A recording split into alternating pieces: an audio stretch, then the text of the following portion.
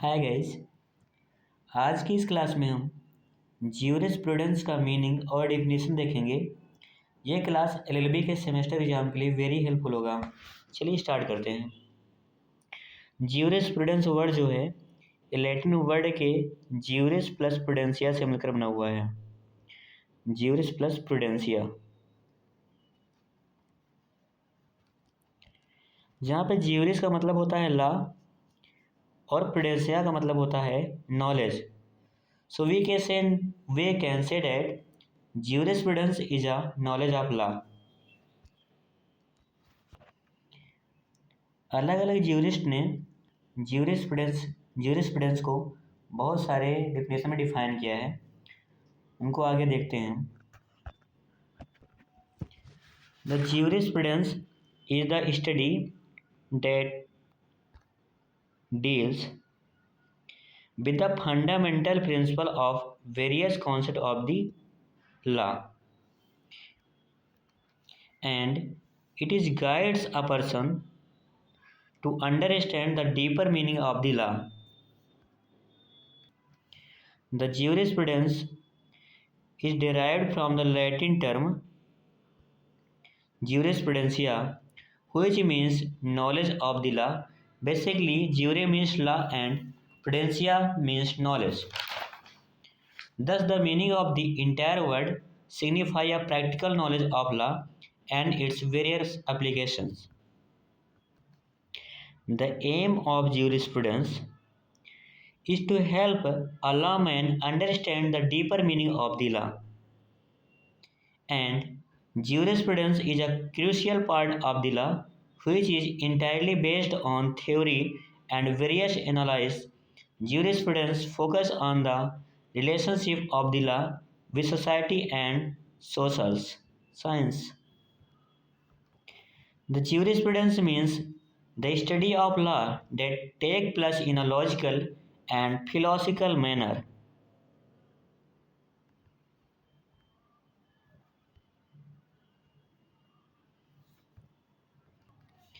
And jurisprudence analyze the nature of the law, legal system, and legal rules, legal concept,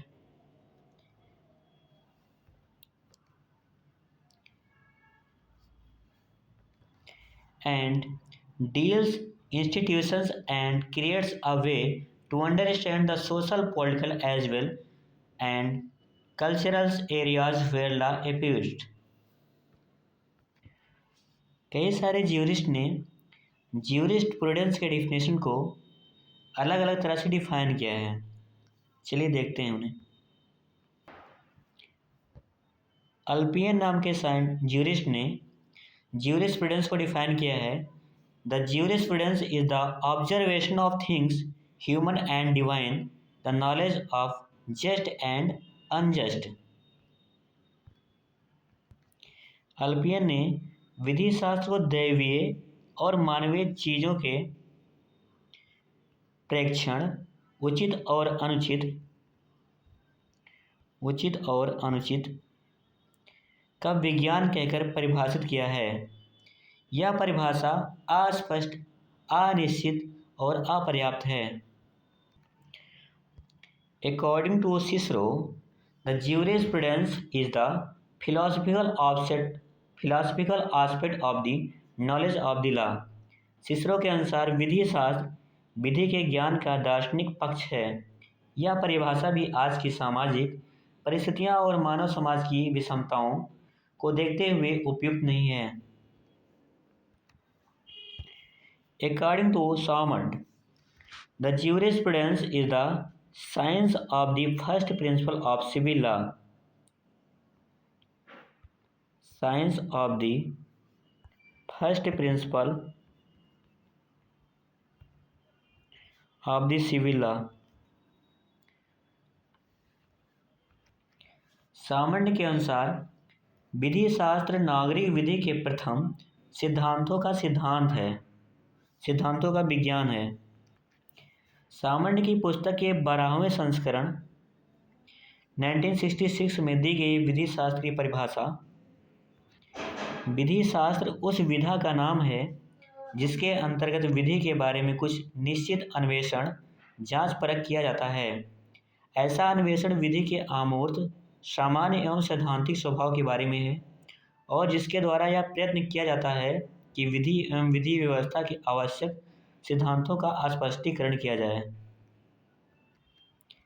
The jurisprudence is the name given to a certain type of investigation into law and investigation of an abstract general and theoretical nature which seeks to lay bare the essential principle of the law। इसके क्राइटिज्म यानी आलोचना को देखते हैं। Elon नाम के jurist ने सामंट की विधि शास्त्र की परिभाषा की आलोचना यह कहकर की कि उन्होंने विधि शास्त्र के अध्ययन को एक विशिष्ट विधि व्यवस्था तक सीमित कर दिया है। यह विधि शास्त्र की बहुत ही संकुचित परिभाषा है। इतना कहना कि एक सिद्धांत के न्यायिक निर्वचन के लिए आंग्ल विधि काफ़ी नहीं है, संभवतः सामंट की उस सामग्री का जो अन्य विधि व्यवस्थाओं में उपलब्ध है उपेक्षा नहीं करना चाहेंगे। ऐसी सामग्री का अध्ययन विधि शास्त्रीय ज्ञान को बढ़ाएगा। According to Austin, the jurisprudence is the philosophy of positive law।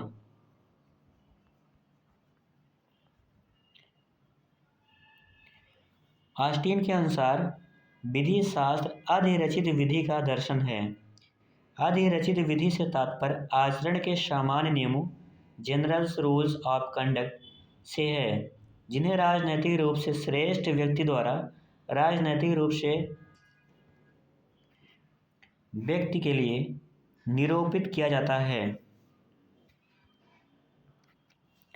अधिरचित विधि यानी पॉजिटिव लॉ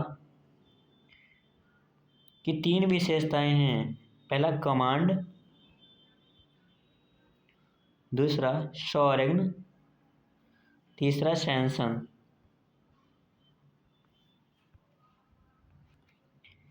ऑस्टिन जब यह कहते हैं कि विधि शास्त्र अधिरचित विधि यानी पॉजिटिव लॉ का दर्शन है, तो उनका तात्पर्य यह नहीं है कि विधि नैतिक दर्शन है, अपितु वर्तमान वास्तविक एवं अधिरचित विधि का वैज्ञानिक एवं क्रमबद्ध अध्ययन है।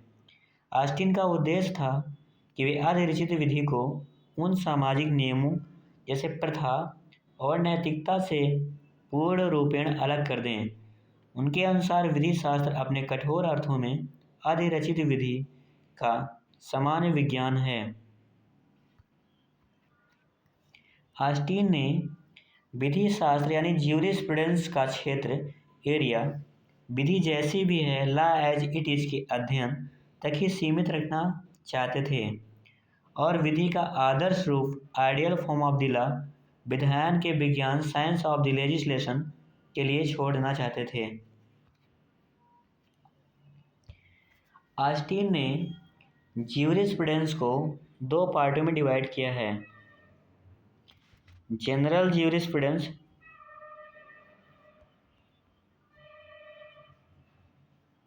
और पार्टिकुलर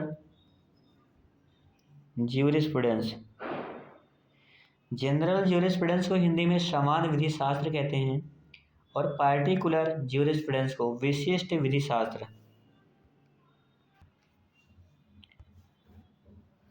ऑस्टिन के अनुसार ज्यूरिस्प्रूडेंस को टू पार्टों में डिवाइड किया गया है, general jurisprudence and particular jurisprudence.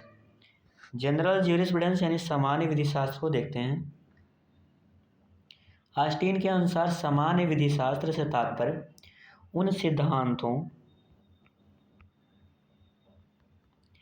एवं धारणाओं एवं विभेदों की व्याख्या से है जो सभी विधि व्यवस्थाओं या प्रणालियों में समान रूप से पाए जाते हैं। इसके अंतर्गत विधि व्यवस्था के बारे में समाज का भी अध्ययन आता है। यहाँ विधि व्यवस्थाओं से तात्पर्य ऐसी विधि व्यवस्थाओं लीगल सिस्टम से है जो प्रावधानों की दृष्टि से विलुप्त यानी एम्पल और परिपक्व यानी मैच्योर हैं, जैसे कर्तव्य हो गया, अधिकार, स्वतंत्रता, क्षति, दंड, उपाय आदि। नेक्स्ट है पार्टिकुलर ज्यूरिस्प्रूडेंस, जिसे हिंदी में विशिष्ट विधि शास्त्र कहते हैं। ऑस्टिन के अनुसार विशिष्ट विधि शास्त्र से ऑस्टिन का तात्पर्य ऐसे विज्ञान से है जिसके अंतर्गत किसी एक विधि व्यवस्था जैसी भी है या जैसे पहले की थी का अध्ययन आता है, जो किसी राष्ट्र विशेष तक सीमित है, जैसे इंडियन कॉन्ट्रैक्ट एक्ट 1872 ETC। इसके क्राइटिज्म यानी आलोचना या समीक्षा को देखते हैं। हॉलैंड नाम के ज्यूरिस्ट ने ऑस्टिन के द्वारा विधि शास्त्र को दो भागों सामान्य विधि शास्त्र और विशिष्ट विधि शास्त्र के विभाजन को अस्वीकार करते हुए उनके अनुसार अगर विधि शास्त्र वास्तव में विज्ञान है तो वह दूसरे विज्ञान की तरह सामान्य होगा और इसे विशिष्ट कहना व्यर्थ है। पुनः हॉलैंड के अनुसार अगर विधि शास्त्र स्थानीय है तो वह विज्ञान नहीं हो सकता, क्योंकि विधि शास्त्र एक विज्ञान है, अतः वह हमेशा सामान्य होगा, विशिष्ट नहीं। उनका तर्क है कि ऑस्टिन ने विधि शास्त्र को विशिष्ट इसलिए बताया है कि इसकी विषय वस्तु ने मैटेरियल जो है विशिष्ट है, न कि इस कारण यह एक विशिष्ट विज्ञान है। हॉलैंड नाम के ज्यूरिस्ट ने आलोचना की है और हॉलैंड का पूरा नाम सर थॉमस अर्स्काइन हॉलैंड है, जो कि ऑक्सफोर्ड विश्वविद्यालय में अंतर्राष्ट्रीय विधि के क्षेत्र में प्रोफेसर थे और विधि शास्त्र पढ़ाते थे तथा अंतर्राष्ट्रीय विधि के वकील भी थे, जो अंतर्राष्ट्रीय विधि को राष्ट्रों की नैतिक संहिता मानते थे। इन्होंने अपनी पुस्तक द एलिमेंट ऑफ ज्यूरिस्प्रूडेंस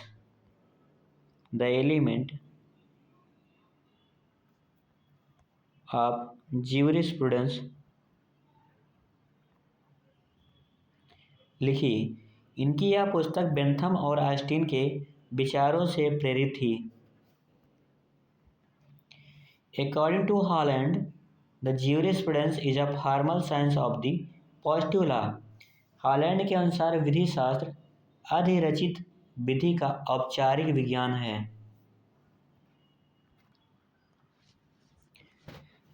कुछ ज्यूरिस्ट यानी विधि शास्त्रियों ने हॉलैंड की औपचारिक विज्ञान की धारणा की आलोचना की है।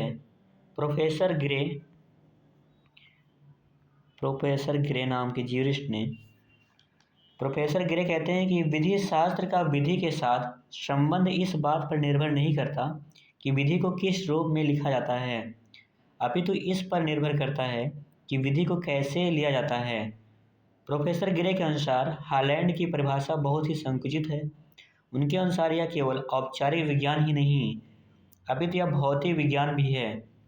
यह विधिक संबंधों के विज्ञान के साथ साथ विधिक नियमों का भी विज्ञान है। आज के लिए इतना ही। Thank you for watching this video.